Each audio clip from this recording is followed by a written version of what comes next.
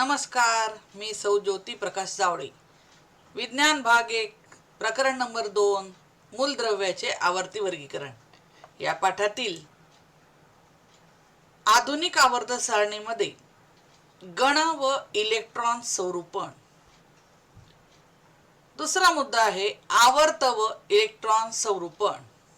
तिसरा मुद्दा आहे आवर्ती कल आणि चौथा मुद्दा आहे हॅलोजन कुलातील प्रवणता.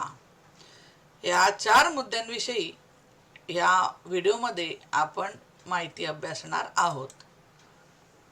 पहिला जो मुद्दा आहे तो म्हणजे गण व इलेक्ट्रॉन स्वरूपण. आधुनिक आवर्त सारणीमध्ये 7 आडव्या ओळी असतात, त्याला आवर्त असं म्हणतात, आणि 18 उभे स्तंभ असतात, त्यांना गण असं म्हणतात. तर हे गणामध्ये उभ्या स्तंभामध्ये जे वेगवेगळ्या प्रकारचे मूलद्रव्य आहेत त्याविषयी आज आपण माहिती घेणार आहोत. प्रत्येक गणामध्ये असलेल्या मूलद्रव्याचं स्थान आहे हे विशिष्ट असं स्थान आहे. त्याच्या भौतिक आणि रासायनिक गुणधर्मानुसार त्यांना ते स्थान दिलेलं आहे. आजच्या या गणामध्ये आपण 3A गणातील जे मूलद्रव्य आहेत त्या मूलद्रव्याचं इलेक्ट्रॉन स्वरूपण बघणार आहोत. आता पहिला जो मूलद्रव्य आहे तो म्हणजे बोरान आहे. बोरानचा अणु अंक जो आहे तो 5 आहे. आता ह्या बोरानचे इलेक्ट्रॉन स्वरूपण कशा रीतीने आहे ते बघा. या आकृतीमध्ये हा बोरानचा अणु आहे, मध्ये केंद्रक आहे, केंद्रकाभोवती 2 कवच आहेत. पहिल्या कवचामध्ये 2 इलेक्ट्रॉन आहेत आणि उरलेले इलेक्ट्रॉन 3 इलेक्ट्रॉन जे आहेत ते पुढच्या कक्षेमध्ये आहे, पुढच्या कवचामध्ये आहे. ह्यामध्ये 2 कक्ष आहेत, 2 कवच आहेत, कारण हा जो मूलद्रव्य आहे हा मूलद्रव्य दुसऱ्या आवर्तामध्ये आहे. दुसऱ्या आवर्तनामध्ये असल्यामुळे ह्याला 2 कवच आहेत. पहिल्या आवर्तनामध्ये असता तर याला एकच कवच असतं, परंतु हा दुसऱ्या आवर्तनामध्ये आहे म्हणून याला 2 कवच आहेत. आता दुसरा जो मूलद्रव्य आहे हा ॲल्युमिनियम आहे. आता बघा ॲल्युमिनियमचं इलेक्ट्रॉन स्वरूपण.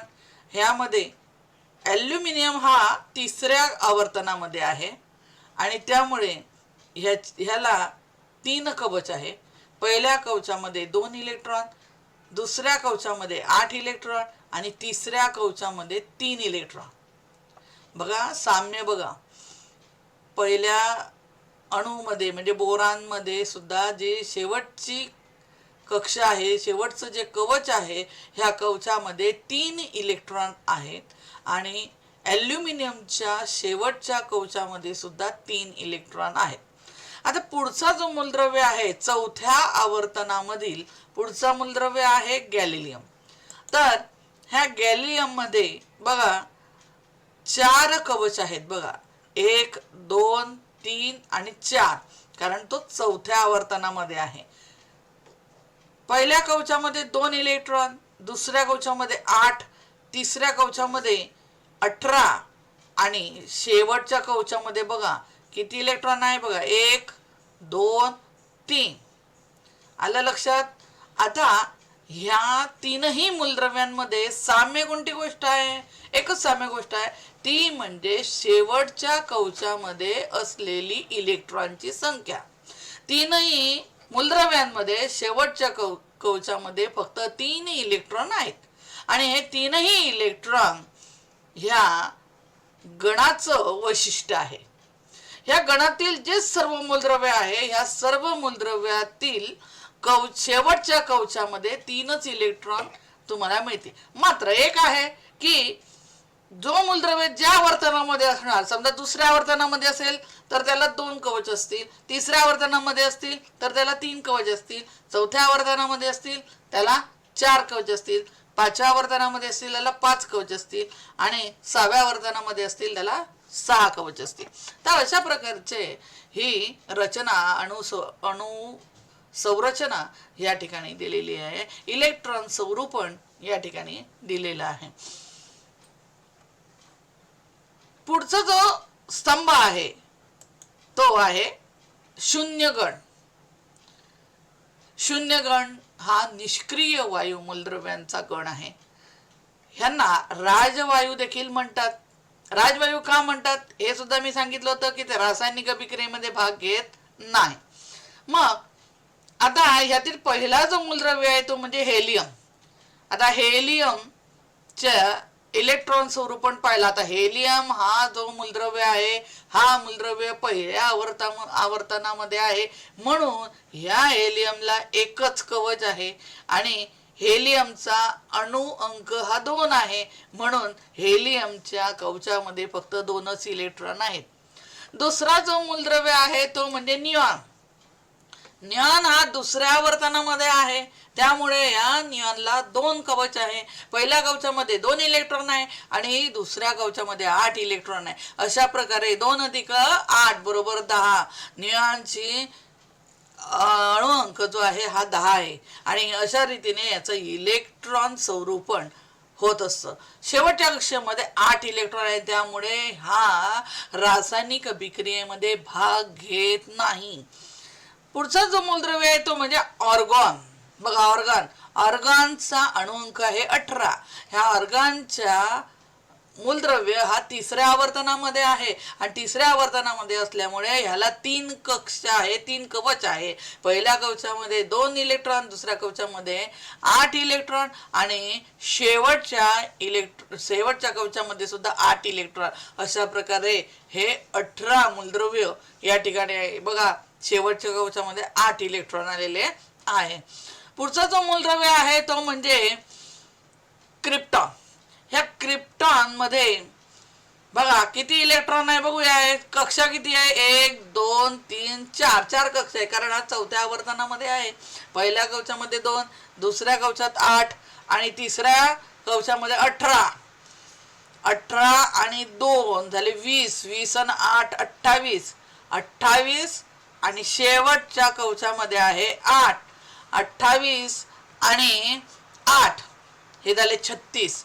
म्हणजे याचा जो अणु क्रमांक जो आहे हा 36 आहे आणि अणु अंक आहे 36 आहे. अशा प्रकारे त्याचं इलेक्ट्रॉन स्वरूपण लक्षात आलं. 2 स्वल्पविराम 8 स्वल्पविराम 18 स्वल्पविराम 8 अशा रीतीने याचं इलेक्ट्रॉन स्वरूपण आहे. आता पुढचा जो आहे तो म्हणजे झेनॉन. पुढचं मूलद्रव्य आहे ते झेनॉन. झेनॉन हा 5व्या आवर्तनामध्ये आहे. बघा 1 2 3 4 5 5व्या आवर्तनामध्ये आहे, त्यामुळे ह्याला 5 कवच आहेत. बघा 1 2 3 4 5 5 कवच आहे आणि ह्याची सुद्धा इलेक्ट्रॉन स्वरूपण कशा रीतीने आहे बघा. पहिल्या कवचामध्ये 2 आहे, दुसऱ्या कवचामध्ये 8 आहे, तिसऱ्या कवचामध्ये 18 आहे आणि चौथ्या कवचामध्ये सुद्धा 18 आहे. मात्र शेवटच्या कवचामध्ये 8च इलेक्ट्रॉन आहे. किती इलेक्ट्रॉन आहे? 8 इलेक्ट्रॉन आहे आणि ह्याचा अणु अंक किती आहे? 54. आता तुम्हाला असा प्रश्न पडला असेल की हे जे मूलद्रव्य आहे ह्या मूलद्रव्यामध्ये कोणत्या कवचामध्ये किती इलेक्ट्रॉन असले पाहिजे हे कसं आपल्याला कळणार आहे?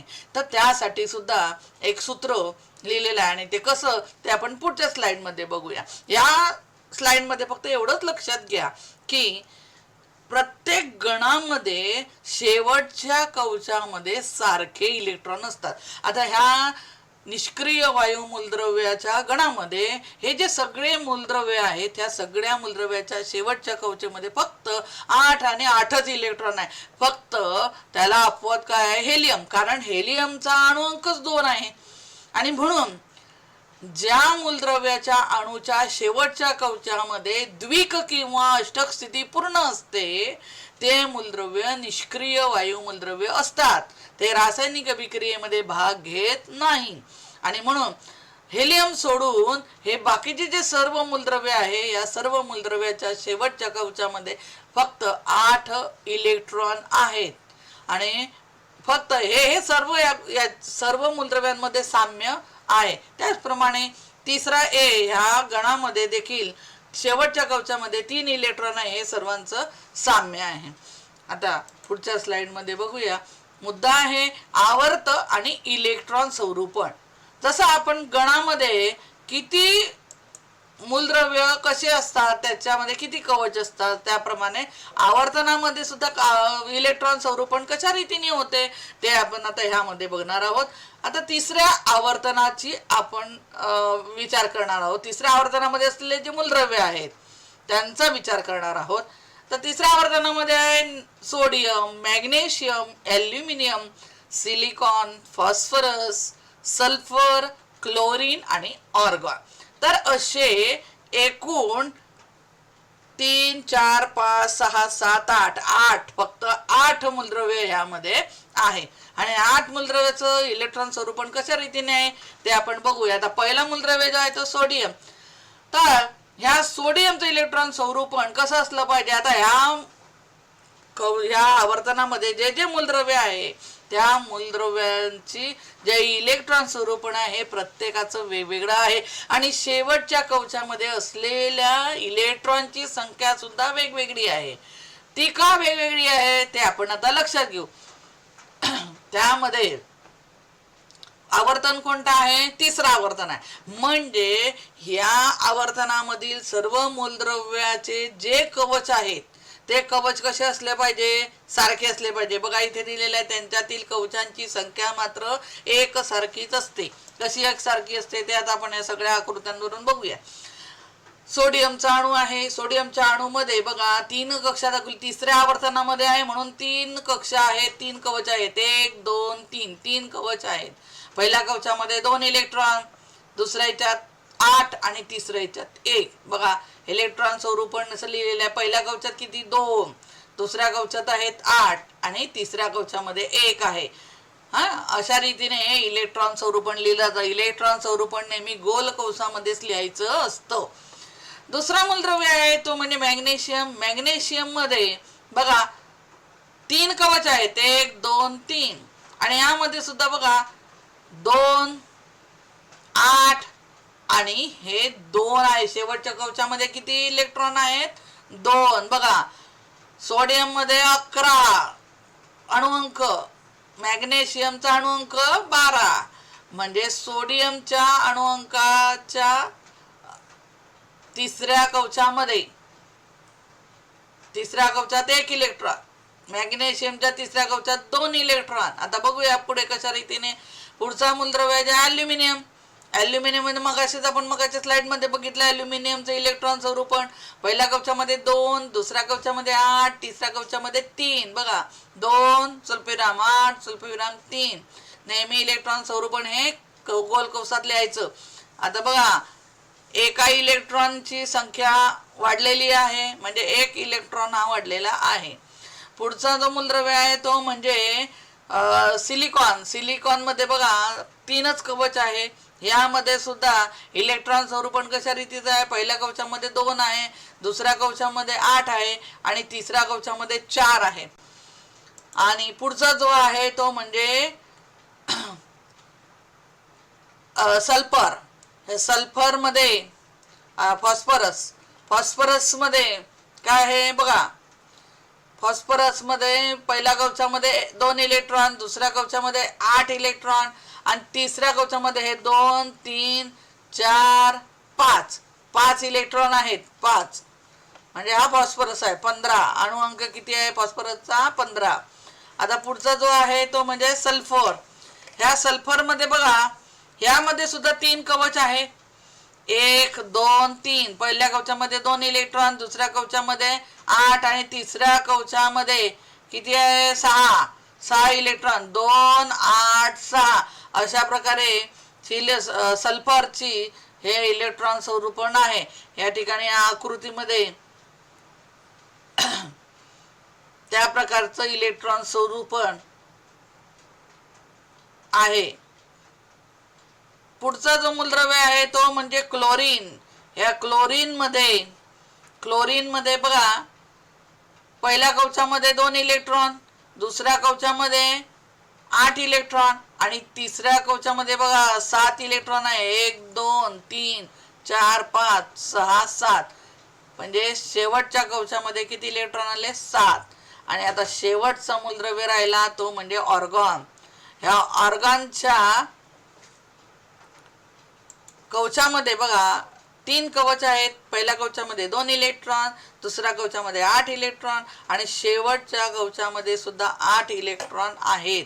म्हणजे याचं इलेक्ट्रॉन स्वरूप 2 स्वल्पविराम 8 स्वल्पविराम 8 अशा रीतीने आहे. यावरून एक लक्षात येतं की आवर्तनामधील जे मूलद्रव्य आहे त्याचा जर विचार केला तर त्या प्रत्येक मूलद्रव्यांमधील कवचांची जी संख्या आहे ती संख्या सारखीच आहे, मात्र त्या कवचांमधील जे इलेक्ट्रॉनची संख्या आहे ती एक एकने वाढत आहे. म्हणजे संयोजक इलेक्ट्रॉनची संख्या ही 1 ने वाढलेली आहे. आता हा एक मूलद्रव्याचा अणू आहे. ह्या मूलद्रव्याच्या अणूमध्ये क्रिप्टॉन आहे. ह्या मूलद्रव्याच्या अणूमध्ये 4 कवच आहेत. 1 2 3 4. तर हे जे गोल कडे आहेत त्यांना आपण कवच म्हणतोय, कवच किंवा कक्षा असं म्हणतात. तर या कवचाला एक विशिष्ट असं नाव आहे. पहिलं कवच आहे, ह्या पहिल्या कवचाला के असं नाव आहे. के ने पहिलं कवच ओळखलं जातं. दुसरं जे कवच आहे त्या दुसऱ्या कवचाला एल हे नाव आहे, एल ने दर्शवलं जातं. तिसरं कवच जे आहे ते एम ने दर्शवलं जातं आणि चौथं कवच जे आहे ते एन ने दर्शवलं जातं. म्हणजे के एल एम एन ने हे कवच असे संबोधले जातात किंवा ओळखले जातात. प्रत्येक कवचाची एक विशिष्ट अशी इलेक्ट्रॉन मर्यादा असते. ते आता आपण बघूया. ह्या अणूमध्ये 4 कवच दाखवलेले आहेत. 1 2 3 4 4 कवच दाखवलेले आहेत. ह्यामध्ये कशाला काय म्हणतात ते दिलेलं आहे बघा. पहिल्या कवचाचं नाव काय आहे? के कवच. दुसऱ्या कवचाला एल कवच असं म्हणतात. तिसऱ्या कवचाला एम कवच असं म्हणतात आणि चौथ्या कवचाला एन कवच असं म्हणतात. आणि केंद्रस्थानी अधिकचं चिन्ह दाखवलेलं आहे. म्हणजेच त्या मूलद्रव्याचं सर्व जे वस्तुमान आहे ते सर्व वस्तुमान अणु केंद्रकामध्ये एकवटलेलं असतो आणि त्या ठिकाणी प्रोटॉनची संख्या असते. प्रोटॉनवर हा धनप्रभार असतो आणि म्हणून केंद्रकामध्ये हा धनप्रभार दाखवलेला असतो. तर अशा प्रकारे प्रत्येक कवच हे वेगवेगळ्या अक्षराने दर्शवलं जातं. प्रत्येक कवचामध्ये किती इलेक्ट्रॉनची संख्या असली पाहिजे हे नील्स बोहर ह्या शास्त्रज्ञांनी 1913 मध्ये एक सूत्र सांगितलं आणि त्या सूत्रानुसार प्रत्येक कवचामध्ये किती इलेक्ट्रॉन मर्यादा असली पाहिजे ते आपल्याला त्या सूत्राने काढता येतं. आता ते कसं ते आता आपण बघूया. या कोष्टकामध्ये बघा, पहिल्या कॉलम जो दिलेला आहे त्यामध्ये कवच दिलेला आहे. दुसरा जो कॉलम दिलेला आहे त्या ठिकाणी एन दिलेला आहे. एन म्हणजेच काय? कवच संख्या, कवचांची संख्या. म्हणजे पहिलं कवच आहे का, दुसरा आहे का, तिसरा आहे का, चौथा आहे. नंतर नील्स बोहर यांनी मांडलेलं जे सूत्र आहे 2n² हे सूत्र. आणि प्रत्येक कवचामध्ये किती इलेक्ट्रॉनची मर्यादा असली पाहिजे ती इलेक्ट्रॉन धारकता हे चौथं आपल्याला कॉलम दिलेला आहे. तर आता पहिलं के, कक्षा क्रमांक 1, कवच क्रमांक 1 म्हणून 1 आणि सूत्रामध्ये किंमत टाकली म्हणजे 2 जसे जसे घेतले गुणिले एन च्या ठिकाणी किंमत टाकली 1 आणि एन चा वर्ग आहे म्हणून 1चा वर्ग.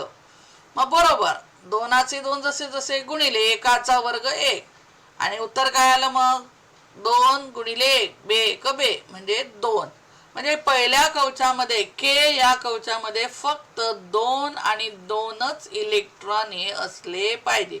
2 पेक्षा कमी नाही आणि अधिक नाही. जर कमी असले तर तो रासायनिक अभिक्रियेमध्ये भाग घेऊन स्थिर होतो आणि 2 असले तर तो हेलियम प्रमाणे स्थिर असतो. तो निष्क्रिय वायू मूलद्रव्य असतो. आता एल कक्षा आहे. एल कक्षामध्ये म्हणजे दुसरी कक्षा आली. या दुसऱ्या कक्षेमध्ये किती इलेक्ट्रॉन असले पाहिजे ते बघूया. 2 गुणिले दुसरी कक्षा असल्यामुळे एनच्या ठिकाणी 2 टाकले. एनचा वर्ग आहे म्हणून 2चा वर्ग बरोबर 2 जसे जसे गुणिले 2चा वर्ग 4 म्हणजे 2 गुणिले 4 बरोबर 8. म्हणजे दुसऱ्या कवचामध्ये एल या कवचामध्ये फक्त 8 आणि 8च इलेक्ट्रॉन त्यामध्ये मावू शकतील. तिसरा जो कवच आहे त्या ठिकाणी एम तिसरा कवच आहे म्हणून एन ची संख्या 3. सूत्रामध्ये सुद्धा 2 गुणिले 3चा वर्ग बरोबर 2 गुणिले 3चा वर्ग तर 9 म्हणजे 2 गुणिले 9 बरोबर 18. तर अशा प्रकारे तिसऱ्या कवचामध्ये किती इलेक्ट्रॉनची संख्या आली? 18 इलेक्ट्रॉनची संख्या आली. चौथा जो मूलद्रव्य आहे, चौथा जो कवच आहे तो म्हणजे एन. ह्या एन कवचामध्ये किती इलेक्ट्रॉन असले पाहिजे तर 2 गुणिले 4चा वर्ग बरोबर 2 गुणिले 4चा वर्ग किती होतो? 16 म्हणजे 16 गुणिले 2 16 32 32 इलेक्ट्रॉन ह्या तिसऱ्या कवचामध्ये असणं आवश्यक आहे. तिसऱ्या कवचामध्ये 32 पेक्षा जास्त इलेक्ट्रॉन त्या ठिकाणी मावू शकत नाही. तर अशा प्रकारे प्रत्येक कवचामध्ये किती इलेक्ट्रॉनची क्षमता असली पाहिजे ते ह्या 2n वर्ग या सूत्राद्वारे आपल्याला काढता येते. पुढचा जो मुद्दा आहे तो म्हणजे आधुनिक आवर्त सारणीतील आवर्ती कल. Periodic trends in the modern periodic table. आवर्ती कल, आवर्ती कल म्हणजे काय तर ह्या पिरियॉडिक टेबलमध्ये आधुनिक आवर्त सारणीमध्ये 7 आवर्तन 18 उभे स्तंभ आहेत हे आपल्याला माहिती आहे. मग आवर्ती कल कशामुळे निर्माण होतो तर बघा हे तिसरे आवर्तन आहे. या तिसऱ्या आवर्तनातील मूलद्रव्य आता आपण मगाशीच पाहिली sodium, magnesium, aluminium, silicon, phosphorus, sulphur, chlorine आणि ऑर्गन. अशा प्रकारे हे तिसरं आवर्तन आहे आणि हे गण आहे. हे दुसरं 2A गण आहे. म्हणजेच आता आडवे आवर्त आणि उभे गण ह्यामुळे आधुनिक आवर्त सारणीमध्ये जे मूलद्रव्य त्या गणामध्ये किंवा त्या आवर्तनामध्ये असतील त्या मूलद्रव्याच्या गुणधर्माची तुलना जर केली तर त्यांच्यात होणाऱ्या बदलांमध्ये काही नियमितता दिसून येते. त्यांच्यामध्ये गुणधर्मामध्ये जे काय बदल होतात त्या बदलांमध्ये नियमितता दिसून येते आणि यालाच आधुनिक आवर्त सारणीमध्ये आवर्ती कल असं म्हणतात. ह्या मुद्द्यामध्ये आपल्याला 3 मुद्द्यांचा अभ्यास करायचा आहे. पहिला मुद्दा म्हणजे मूलद्रव्याची संयोजन, दुसरा मुद्दा आहे तो म्हणजे अणूच आकारमान आणि तिसरा जो मुद्दा आहे तो म्हणजे धातू आणि अधातू गुणधर्म. या आवर्त सारणीमध्ये मूलद्रव्याची संयोजन कशा प्रकारची असली पाहिजे, मग प्रत्येक मूलद्रव्याचा अणूचा आकार हा किती येतो, कशा रीतीने कसा ठरवायचा ते आपण या मुद्द्यांमध्ये अभ्यासणार आहोत. पहिला जो मुद्दा आहे तो म्हणजे मूलद्रव्यांची संयोजन, व्हॅलन्सी ऑफ एलिमेंट्स. व्हॅलन्सी संयोजन काय आहे तर संयोजन असं की प्रत्येक मूलद्रव्य हा स्थिर होण्याचा प्रयत्न करत असतो आणि त्यासाठी जेव्हा तो रासायनिक अभिक्रियेमध्ये भाग घेत असतो त्यावेळेस आपलं शेवटचं कवच हे कसं स्थिर होईल याचा तो विचार करत असतो. त्यामुळे तो आपल्या जवळ असलेले जे इलेक्ट्रॉन आहे ते देतो किंवा घेतो. तर ह्या देण्या घेण्याचा जो अंक आहे म्हणजे जेवढे इलेक्ट्रॉन दिले जातात किंवा जेवढे इलेक्ट्रॉन घेतले जातात त्या संख्येलाच त्या मूलद्रव्याची संयोजन असं म्हणतात. दुसऱ्या शब्दामध्ये सांगायचं तर आपल्याला व्याख्या सांगता येईल ते आता सांगूया. आता मी सांगते तुम्हाला, आधी हे लक्षात घ्या की ह्या मूलद्रव्याच्या अणूमध्ये हे जे शेवटचं आहे त्याला बाह्यतम कक्षा म्हणतात किंवा बाह्यतम कवच असं म्हणतात आणि हे जे इलेक्ट्रॉन फिरत आहे ह्या फिरणाऱ्या इलेक्ट्रॉनला शेवटच्या कवचामधील फिरणाऱ्या इलेक्ट्रॉनला संयोजन इलेक्ट्रॉन असं म्हणतात. शेवटच्या कवचातील फिरणाऱ्या इलेक्ट्रॉनला संयोजन इलेक्ट्रॉन असं म्हणतात आणि यावरूनच किती इलेक्ट्रॉन द्यायचे आणि घ्यायचे, म्हणजेच अणूच्या संयोग पावण्याच्या शक्तीलाच संयोजा असं म्हणतात. ह्या आकृतीमध्ये बघा, इलेक्ट्रॉन स्वरूपण आणि त्याची संयोजा याच्यात काय संबंध आहे ह्याचा आपण नंतर विचार करूया. ही जी आकृती आहे ही आकृती निऑनची आहे. निऑन मध्ये 2 कवच असतात, कारण तो दुसऱ्या आवर्तनातील शेवटचा मूलद्रव्य आहे. आणि ह्यामधील पहिल्या कवचामध्ये 2 इलेक्ट्रॉन आहे म्हणून 2 लिहिले, शेवटच्या कवचामध्ये 8 इलेक्ट्रॉन आहे म्हणून 8 इलेक्ट्रॉन लिहिले. तर ह्याच्या शेवटच्या कक्षेमध्ये 8 इलेक्ट्रॉन आहे म्हणून हा मूलद्रव्य रासायनिक बिक्रियेत भाग घेत नाही, म्हणून याची संयोजा 0 आहे. तो कोणाला इलेक्ट्रॉन देतही नाही आणि कोणाकडनं इलेक्ट्रॉन घेतही नाही, आणि म्हणून याची संयोजा काय येते? 0. आता हे मूलद्रव्य बघा, मूलद्रव्याचा अणू बघा, सोडियमचा मूलद्रव्याचा अणू आहे बघा. ह्या मधील शेवटच्या कवचामध्ये किती इलेक्ट्रॉन आहे? 1 इलेक्ट्रॉन आहे, एकच इलेक्ट्रॉन आहे. जर याला स्थिर व्हायचं असेल तर याची अष्टक स्थिती पूर्ण पाहिजे. अष्टक स्थिती पूर्ण होण्यासाठी ह्याला अजून किती इलेक्ट्रॉनची गरज आहे? 7 इलेक्ट्रॉनची गरज आहे. 1 इलेक्ट्रॉन आहे आणि अजून 7 इलेक्ट्रॉनची गरज आहे. मग आता 7 इलेक्ट्रॉन घेण्यासाठी त्याला एवढा वेळ त्या रासायनिक बिक्रियेमध्ये थांबावं लागेल. परंतु प्रत्येक मूलद्रव्य हा लवकरात लवकर स्थिर होण्याचा प्रयत्न करीत असतो. मग हा सोडियम उदार होतो. उदार झाल्यावर तो काय करतो? शेवटच्या कवचामधील तो इलेक्ट्रॉन जो आहे तो इलेक्ट्रॉन दुसऱ्याला देऊन टाकतो. दुसऱ्याला दिल्यानंतर मग ह्या शेवटच्या कवचामधील हा 1 इलेक्ट्रॉन दिला म्हणजे हे शेवटचं कवच झालं नाहीस. मग शेवटचं कवच नाहीच झाल्यावर ह्या सोडियमला स्थिरता येते, म्हणजे सोडियमचे फक्त 2च कवच राहतात. अशा प्रमाणे निऑन प्रमाणे त्याला स्थिरता प्राप्त होते. आता हा जो आहे दुसरा म्हणजे क्लोरीन. आता हा क्लोरीनच्या मूलद्रव्याचा अणू आहे. ह्याच्या शेवटच्या कवचामध्ये किती इलेक्ट्रॉन आहे बघा? 2 2 4 5 6 आणि 7 इलेक्ट्रॉन आहे. ह्याला अष्टक स्थिती पूर्ण करण्यासाठी किती इलेक्ट्रॉनची गरज आहे? फक्त 1 इलेक्ट्रॉनची गरज आहे. आणि सोडियमला 1 इलेक्ट्रॉन द्यायचा असतो, म्हणजेच काय करतो सोडियम हा क्लोरीनला 1 इलेक्ट्रॉन देऊन टाकतो. बघा आता खाली बघा, हे आकृती बघा, सोडियमचा पांढरा एक अणू आहे. हा जो फिरणारा इलेक्ट्रॉन आहे ना, हा इलेक्ट्रॉन आहे पांढरा.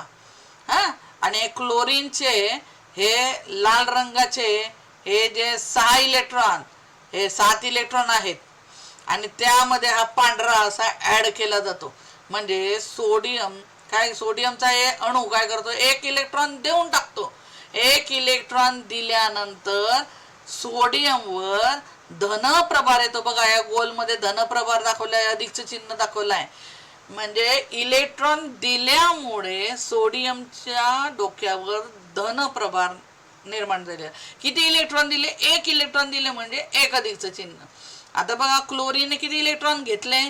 1 इलेक्ट्रॉन घेतलं, म्हणून त्या ठिकाणी बघा क्लोरीनच्या डोक्यावर वजाचं चिन्ह आलंय, म्हणजे ऋण आयन तयार झालं. सोडियमचं धन आयन तयार झालं आणि क्लोरीनचं ऋण आयन तयार झाले. अशा रीतीने हे आयन तयार होतात. आता बघा या ठिकाणी बेरिलियमचा अणु अंक किती आहे? 4. बघा, एक पहिल्या कवचामध्ये 2 इलेक्ट्रॉन, दुसऱ्या कवचामध्ये 2 इलेक्ट्रॉन. आणि ऑक्सिजनचा सुद्धा 2 कवच आहेत. ह्या 2 कवचामधील पहिल्या कवचामध्ये 2 आहेत आणि दुसऱ्या कवचामध्ये 6 इलेक्ट्रॉन आहे. तर ह्यांची संयोजा किती आहे त्याचा आपण आता विचार करणार आहोत. बघा, मूलद्रव्य या सारणीमध्ये मूलद्रव्य दिले पहिल्या कॉलम मध्ये, दुसऱ्या कॉलम मध्ये अणु अंक दिले आहे, तिसऱ्या कॉलम मध्ये इलेक्ट्रॉन स्वरूपण दिलेले आहे आणि चौथ्या कॉलम मध्ये संयोजा दिलेली आहे. त्यांची संयोजा किती आहे? तर बेरिलियम म्हणजे Ba म्हणजे हा मूलद्रव्य. तर ह्या मूलद्रव्यामध्ये बघा ह्याची अणु अंक किती? याचा अणु अंक 4 म्हणजे 4 लिहिलेला आहे. आणि याची इलेक्ट्रॉन स्वरूपण कसं आहे, पहिल्या कवचामध्ये 2 आहे, दुसऱ्या कवचामध्ये 2 आहे, म्हणून 2 स्वल्पविराम 2 अशा प्रकारे इलेक्ट्रॉन स्वरूपण दिलेलं आहे. याच्या शेवटच्या कवचामध्ये किती इलेक्ट्रॉन आहेत, 2, म्हणून बेरिलियम हे 2 इलेक्ट्रॉन देतो, 2 इलेक्ट्रॉन देतो आणि धन आयन तयार करतो. आणि म्हणून 2 इलेक्ट्रॉन दिल्यामुळे त्याची संयोजक किती आली, 2. त्याचप्रमाणे आता ऑक्सिजनचा अणुअंक आहे 8 आणि त्याचे इलेक्ट्रॉन स्वरूपण काय आहे, पहिल्या कवचामध्ये 2 आहे म्हणून 2, दुसऱ्या कवचामध्ये 6 आहे म्हणून 6 घेतले. अशा प्रकारे 2 स्वल्पविराम 6 असं त्याचं इलेक्ट्रॉन स्वरूपण आहे. आणि ह्याची सुद्धा संयोजा 2च आहे. मग काय याची संयोजा, याच्या शेवटच्या कवचामध्ये 6 इलेक्ट्रॉन आहे, मग याची कशी काय एवढी 2 संयोजा कशी आली, तर 2 संयोजा अशामुळे आली की ह्याला स्थिर जर व्हायचं असेल तर ह्याच्या शेवटच्या कवचामध्ये किती इलेक्ट्रॉनची गरज आहे, 2 इलेक्ट्रॉनची गरज आहे. कारण अष्टक स्थिती पूर्ण असल्याशिवाय ऑक्सिजन हा स्थिर होऊ शकत नाही आणि म्हणून त्याला 2 इलेक्ट्रॉनची गरज आहे. आणि म्हणून तो ऑक्सिजन 2 इलेक्ट्रॉन हा घेतो. रासायनिक अभिक्रियेमध्ये जेव्हा ऑक्सिजन भाग घेतो तेव्हा 2 इलेक्ट्रॉन घेतो तो, आणि अशा प्रकारे तो ऋण आयन तयार. आता तुम्हाला माहिती आहे पाण्याचा रेणू तयार होण्यासाठी 2 हायड्रोजन आणि 1 ऑक्सिजन लागतो, H2O. मग हायड्रोजनच्या कवचामध्ये एकच कवच आहे आणि एकच इलेक्ट्रॉन आहे. दुसऱ्या हायड्रोजनच्या अणूच्या एका कवचामध्ये 1 इलेक्ट्रॉन आहे, म्हणजे हा 1 आणि हा 1 किती झाले, 2. आणि ह्याच्यामध्ये किती आहेत, 6 आहेत. म्हणजे अशा प्रकारे 6 आणि हे 2 8 होतात. म्हणजे अशा प्रकारे त्यांची अष्टक स्थिती ही पूर्ण होते आणि म्हणून H2O एक रेणू तयार होतो. आणि ऑक्सिजन मध्ये 8, शेवटच्या कवचामध्ये किती इलेक्ट्रॉन होतात, 8 होतात आणि म्हणून ते ऋण आयन तयार होतात. अशा प्रकारे हे इलेक्ट्रॉन स्वरूपण आणि संयोजा हा यातील संबंध आहे.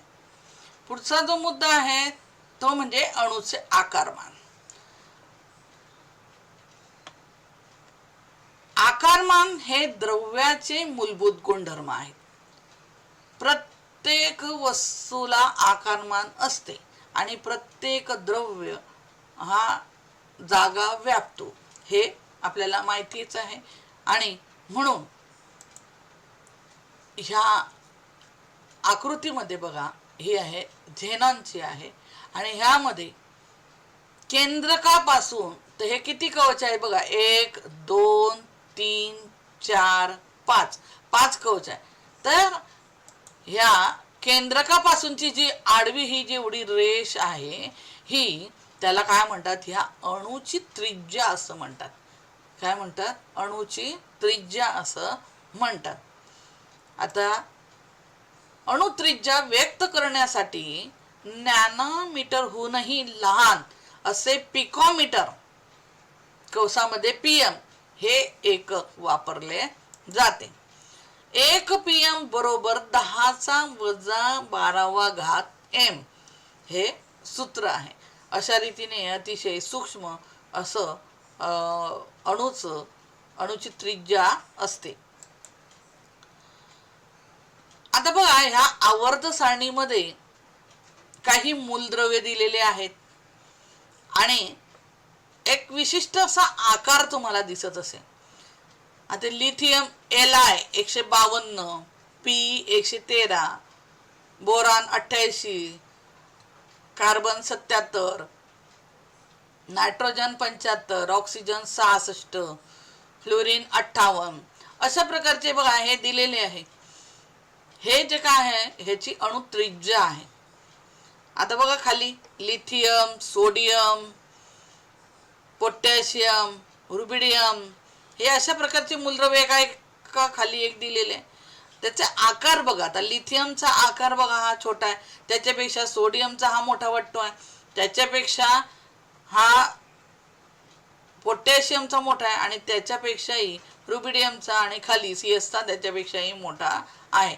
म्हणजे आता लक्षात आलं का तुमच्या, तर प्रत्येक आवर्तनामध्ये त्याच्या कक्षा, आता दुसऱ्या आवर्तनामध्ये 2 कक्षा असतात, तिसऱ्या आवर्तनामध्ये 1 कक्षा वाढली, चौथ्या आवर्तनामध्ये परत 1 कक्षा वाढली, आणि 5व्या आवर्तनामध्ये परत 1 कक्षा वाढली, आणि 6व्या आवर्तनामध्ये परत 1 कक्षा वाढली. म्हणजे अशा प्रकारे प्रत्येक मूलद्रव्याच्या अणूमध्ये जसजसं आपण गणामध्ये खाली जावं तसतसं एक एक कवचाची संख्या ही वाढत जाते, आणि त्यामुळे त्यामध्ये असलेले जे मूलद्रव्य आहे त्या मूलद्रव्यांचं आकारमान हे वाढत जातं.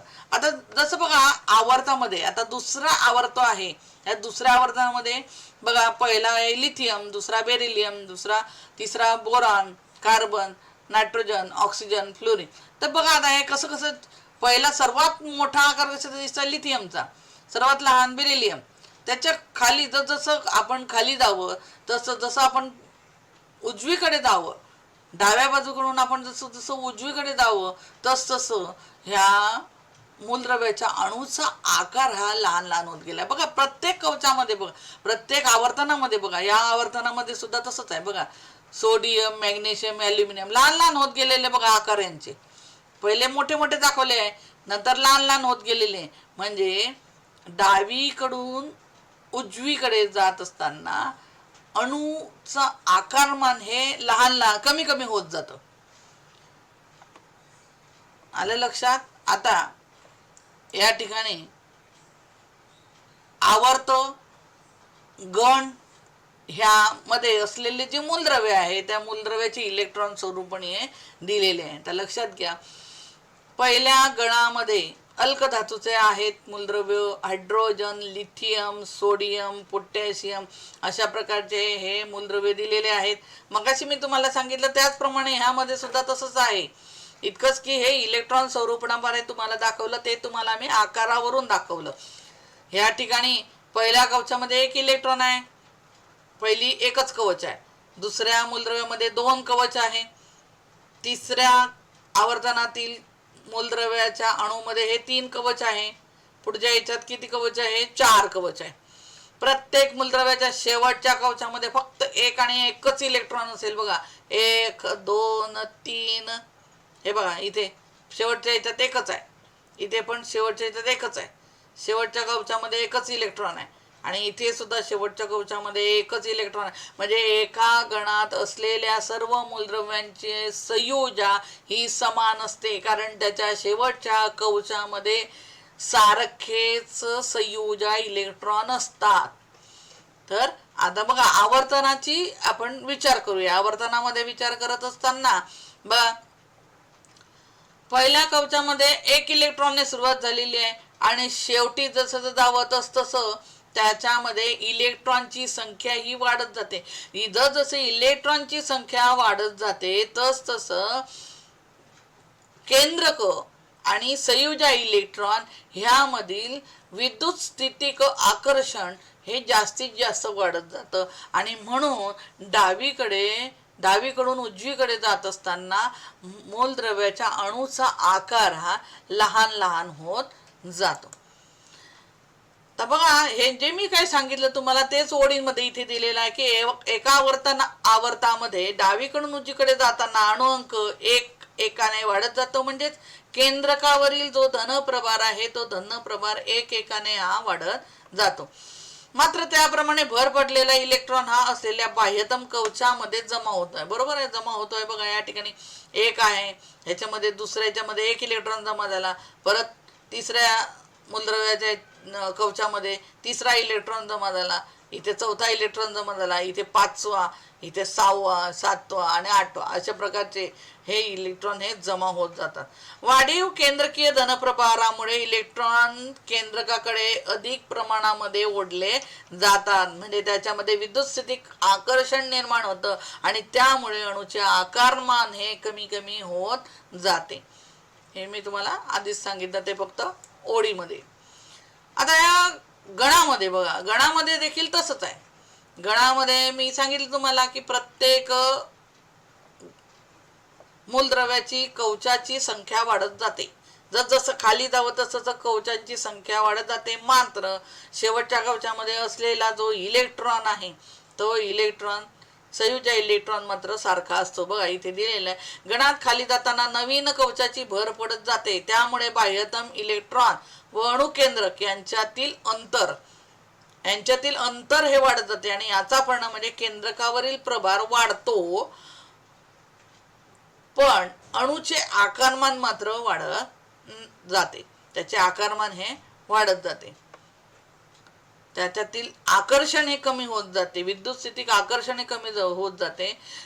केंद्रक आणि संयुजा इलेक्ट्रॉन ह्यामधील आकर्षण कमी होत जाते आणि म्हणून या मूलद्रव्यांचा कल हा इलेक्ट्रॉन देण्यामध्ये असतो आणि धनप्रभार होतात. हे इलेक्ट्रॉन धनप्रभारित होतात, कारण हे आपल्या कवचातील जे शेवटच्या कवचातील जे इलेक्ट्रॉन आहे ह्यांचा कल हा देण्यामध्ये असतो, इलेक्ट्रॉन देण्यामध्ये असतो.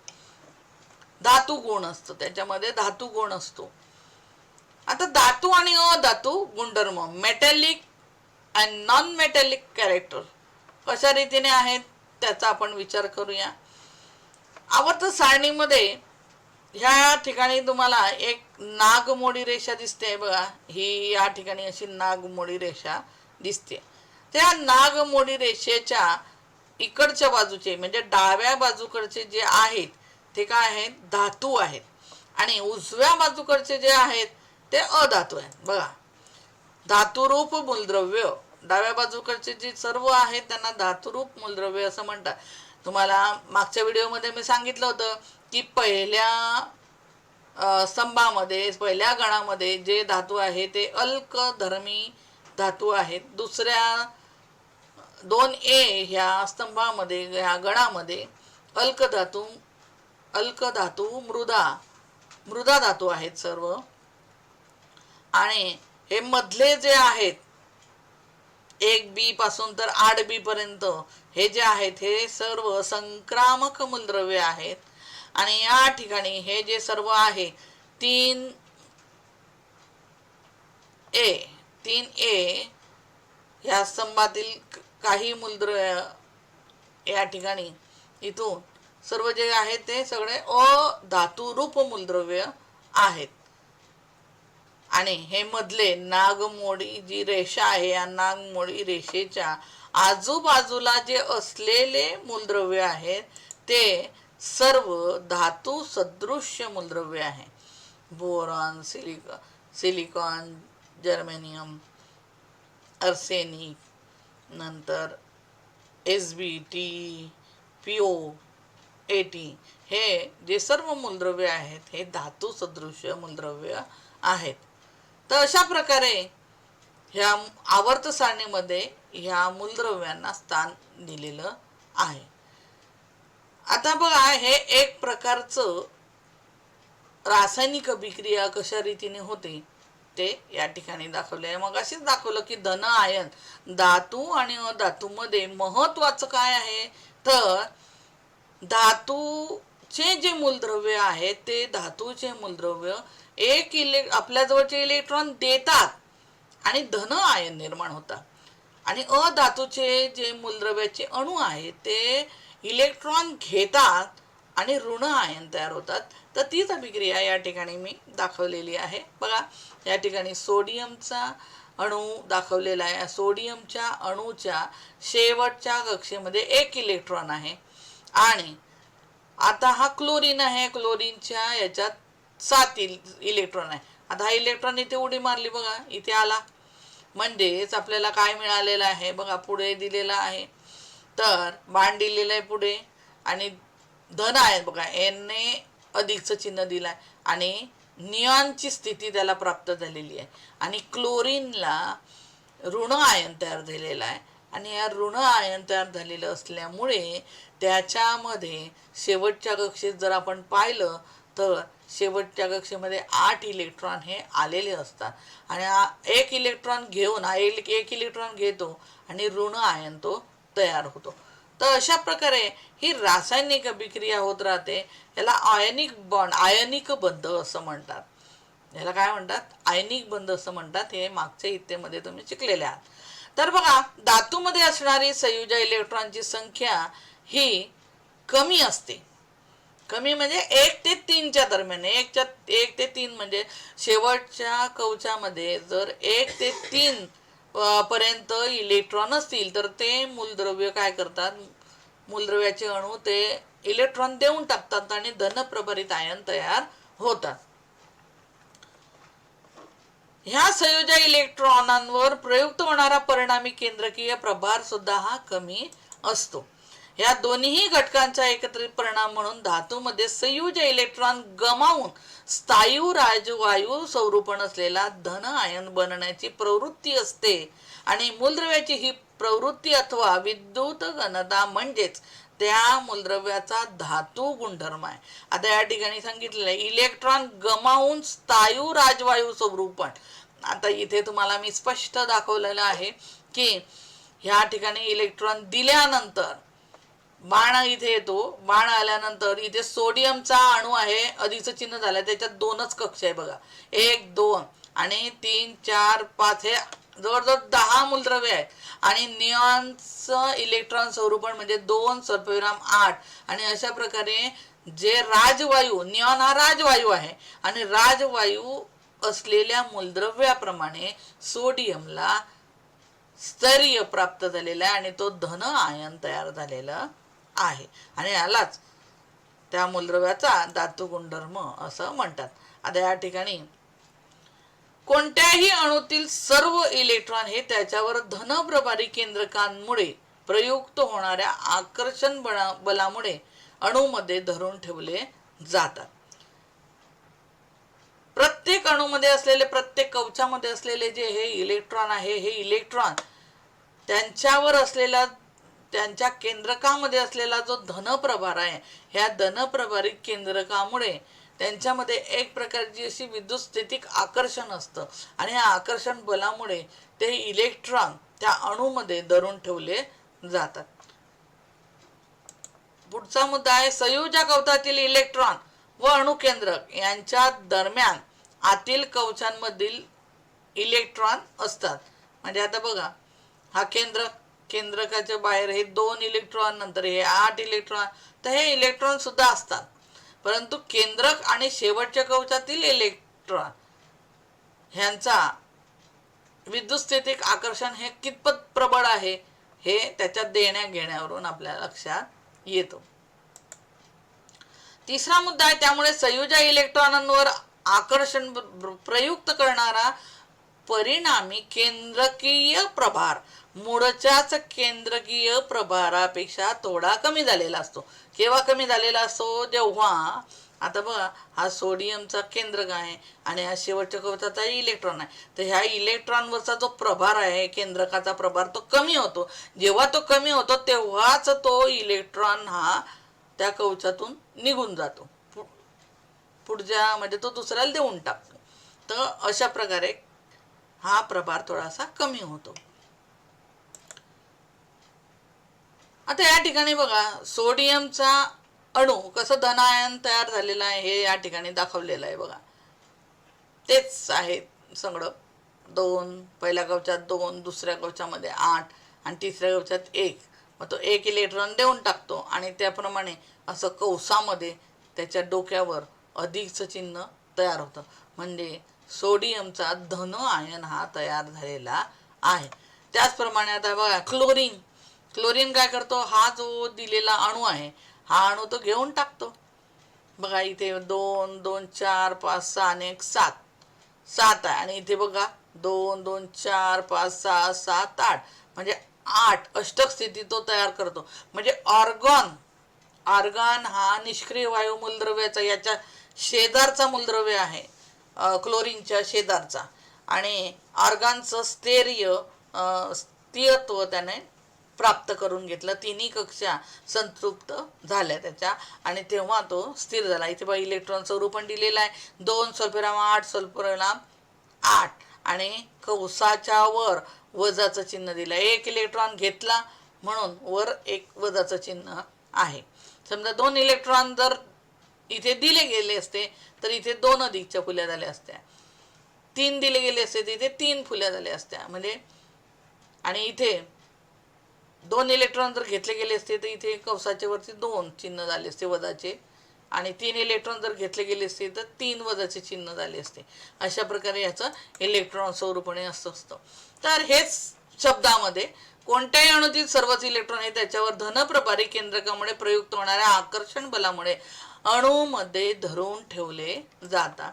दुसरा मुद्दा, संयोजक कवचातील इलेक्ट्रॉन व अणुकेंद्रक यांच्या दरम्यान आतील कवचांमधील इलेक्ट्रॉन हे असतात, त्यांचा सुद्धा यामध्ये समावेश असतो. त्यामुळे संयोजक इलेक्ट्रॉनावर आकर्षण बल प्रयुक्त करणारा परिणामी केंद्रकीय प्रभार हा मूळच्याच केंद्रकीय प्रभारापेक्षा थोडा कमी झालेला असतो. धातूमध्ये असणारी संयोजक इलेक्ट्रॉनची संख्या ही कमी, म्हणजे फार फार तर 1, 2, 3 इलेक्ट्रॉन पर्यंत ते देतात. मात्र 3 नंतर ते काय करतात, 4 इलेक्ट्रॉन जर असतील शेवटच्या कवचामध्ये तर ते भागीदारी करतात. काय करतात, ते भागीदारी करतात. आणि 5 जर असतील तर ते 3 इलेक्ट्रॉन घेतात. शेवटच्या कवचात 6 इलेक्ट्रॉन असतील तर ते 2 इलेक्ट्रॉन घेतात आणि ऋण आयनांतर होतात. अशा प्रकारे हे रासायनिक अभिक्रिया होत असते. त्यानंतर ह्या संयोजक इलेक्ट्रॉनांवर प्रयुक्त होणारा परिणामी केंद्रकीय प्रभार सुद्धा कमी कमी झालेला असतो. या दोन्ही घटकांचा एकत्रित परिणाम म्हणून धातूमध्ये संयोजक इलेक्ट्रॉन गमावून स्थायू राजवायू स्वरूप नसलेला धन आयन बनण्याची प्रवृत्ती असते. आणि मूलद्रव्यांची ही प्रवृत्ती अथवा विद्युत घनता म्हणजेच त्या मूलद्रव्याचा धातू गुण.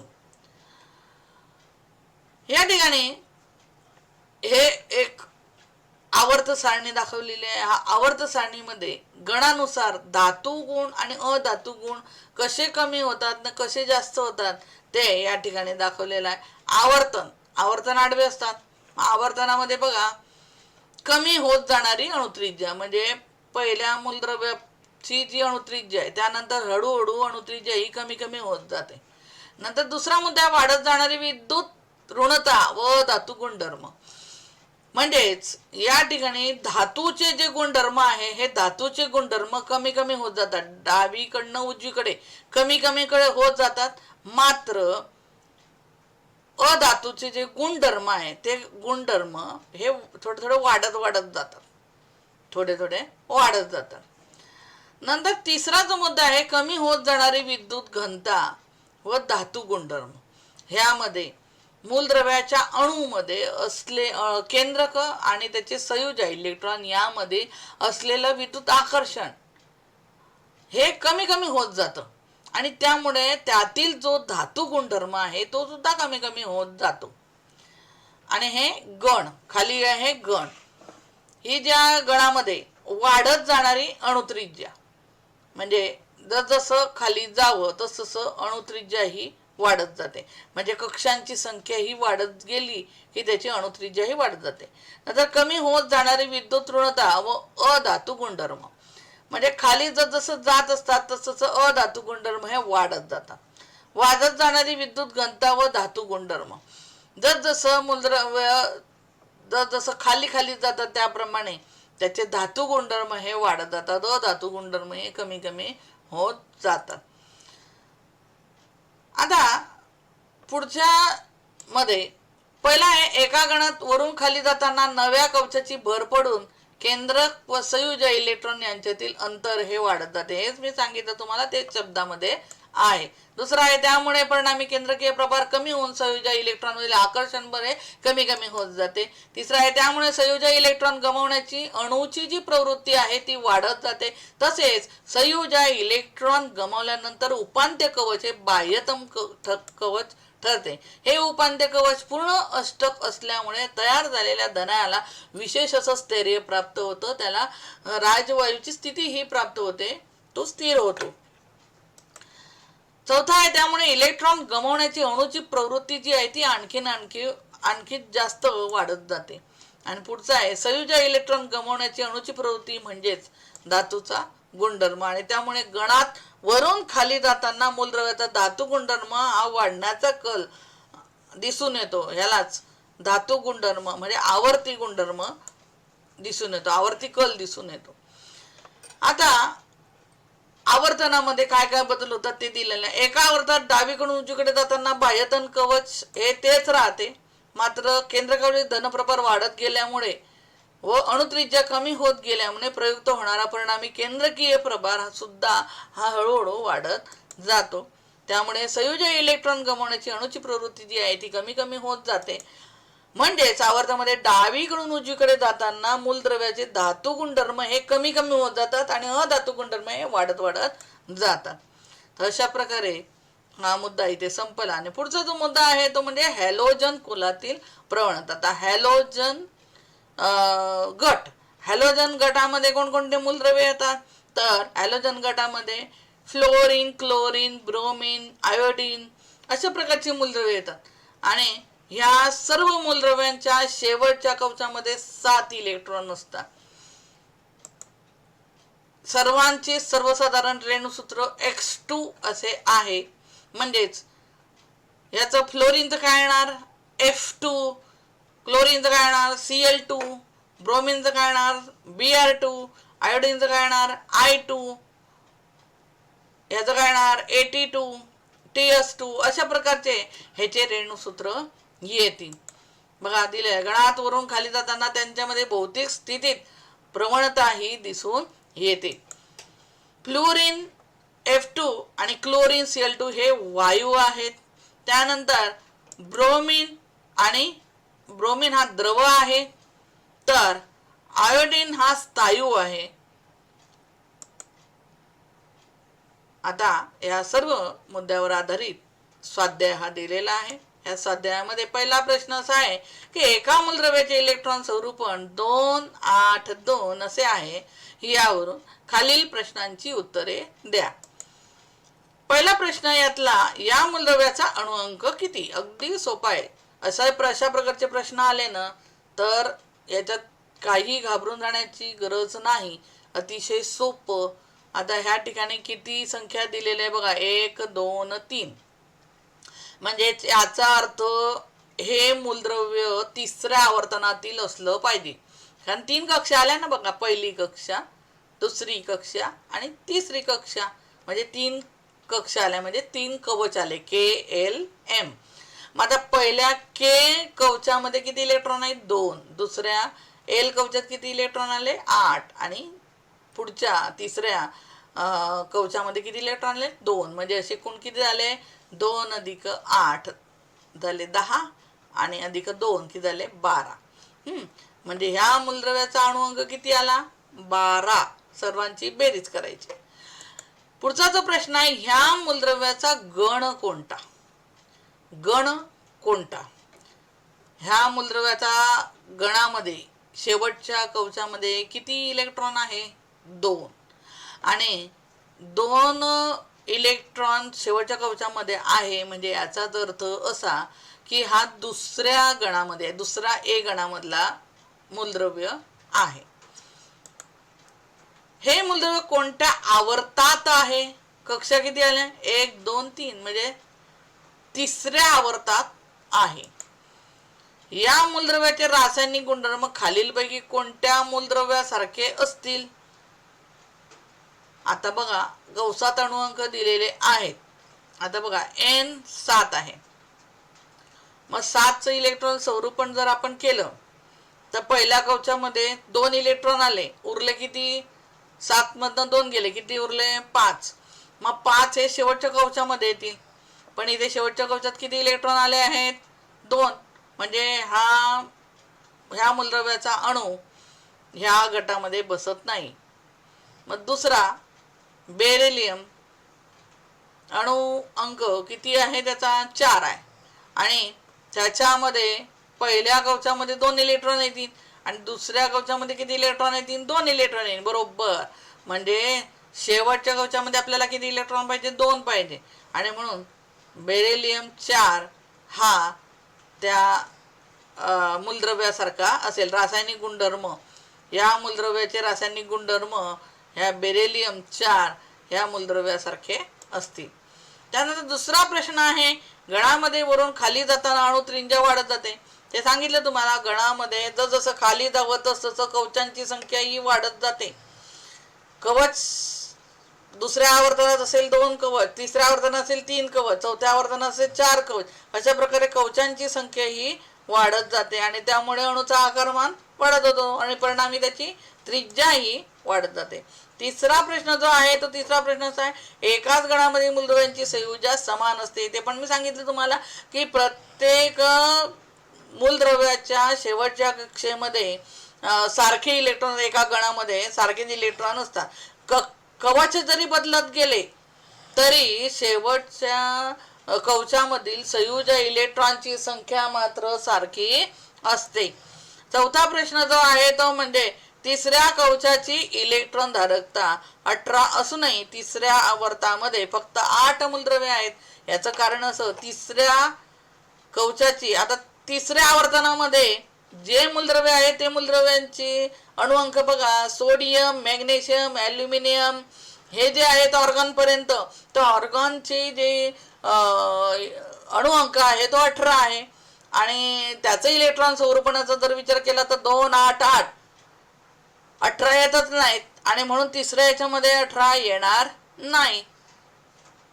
इलेक्ट्रॉन स्वरूपण हे त्याच्या अणुअंकावर आधारित असते आणि म्हणून तिसऱ्या कवचाची इलेक्ट्रॉन धारकता ही 18 जरी असली तरी तिसऱ्या आवर्तामध्ये फक्त 8च मूलद्रव्य आहेत.